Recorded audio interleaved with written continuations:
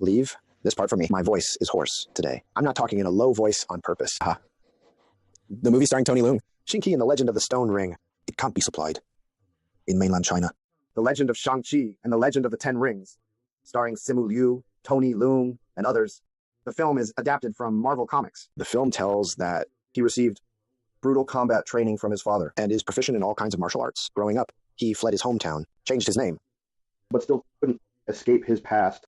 In the Marvel Comics in 1973, right? Shang-Chi first appeared in the comics. Who did he appear? He appeared as the son of Mandarin. Who is this Mandarin? Exactly. Who is this Mandarin? In fact, actually refers to a man named Fu Manchu. But today, we need to understand how Americans view Chinese people. We can't avoid this person. In the late 19th century, Antimate probably was a British writer, created such a character. Created into a novel and was made into a movie in 1913. Such a character image. He can be said to do evil. Extreme. Extremely cruel. On the other hand, he is extremely intelligent and cunning. His appearance is very sinister, with a gloomy look. His dress and appearance is dressed in the dress of a Qing dynasty official, which is very symbolic. In the novel and movies, he always appears as the representative of evil forces.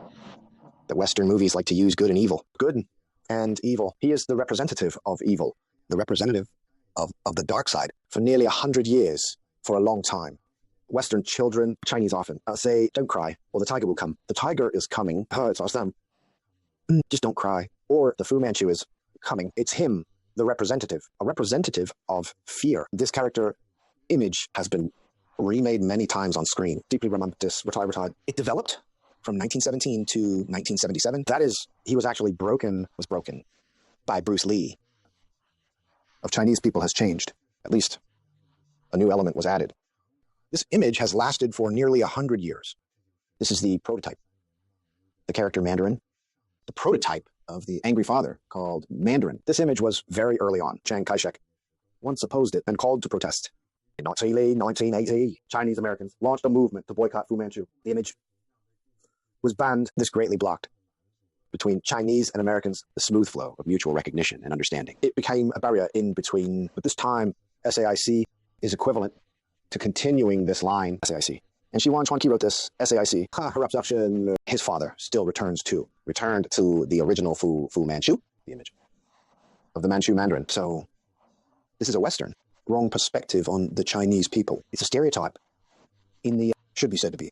An extremely distorted image appears in such a clue, which is, in this day and age, communication has become so easy and information so accessible. This image should no longer mislead people's views. But the legend of Shiwan and SAIC that is made now indirectly and implicitly herits this clue. In this clue, the values revealed in it still carry some of their lack of understanding of Chinese original culture and even hostility towards China. For example, in this movie, there is a scene that Mandarin and his young son says that revenge is necessary to his young son, right?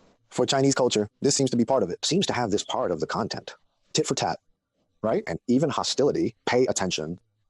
Why did I suddenly emphasize this line? This line was actually designed by the screenwriter. Designed this line into the script is intentionally to strengthen the cultural gap between East and West, because we know that Western culture is based on Christian culture. In Christian culture, what is the content of this part? Is forgiveness. So he strengthened the Eastern culture in this way. Still uses Mandarin, although he has changed his ways and got married and had kids, right? But one thing made him decide to take revenge immediately. So he returned to his previous state of Mandarin. Not only that, he also taught his son to do. So how to do this? And that revenge is necessary, right? We watch this movie. When Easterners watch this movie, don't feel there's anything wrong with this line. But in the entire Western culture, this line immediately creates a gap. Look at what they do. We emphasize this, whether it can be done or not. They emphasize this revenge is right, while we emphasize forgiveness. This is the gap between us and them. So in this case, the Orientals described in the Mandarin line. Firstly, their essence is like that. And secondly, if they don't want to be like that, they can only change their ways. It also carries a strong value with this value system to understand other cultural content. You can't understand it in this regard. It just goes against, in the Christian culture, understanding of cross-culture. Christian culture's understanding of cross-culture. It emphasizes, it means to go backwards, which is very humble. We all know that we agree with. When Ricci was in China before he changed to Han clothes and participated in Chinese etiquette, which made the Roman Catholic Church unbearable. How could you participate in their activities? Their activities were sacrificial ones until Kangxi banned Christianity in 1700. The Roman missionaries demanded the abolition of the Christian sacrificial system. Emperor Kangxi refused. Pope Clement XI sent Bishop Doro to supervise the execution of religious rituals. Kangxi once tolerated dueluo.